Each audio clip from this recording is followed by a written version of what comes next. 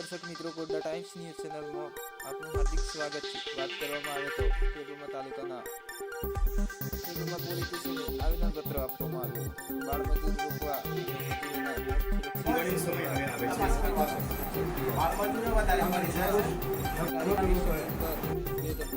મજૂર અધિકાર સંગઠન છેલ્લા 10 વર્ષથી ખેત મજૂરોના હક અને અધિકારોના રક્ષણ માટે સતત કાર્યરત છે।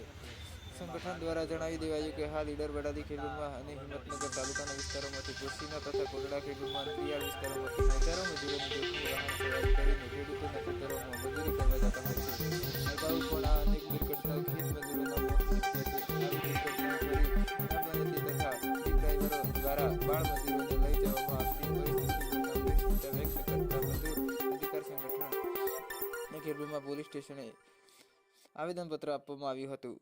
સંગઠન દ્વારા રજૂઆત કરવામાં આવી કે બાળમજૂરી પર કડક રોક મૂકવામાં આવે અને ખેત માલિકો તથા જીપ ડ્રાઈવરો સામે કાયદેસર કાર્યવાહી થાય। ટ્રાફિકના નિયમોનું કડક પાલન કરવામાં આવે।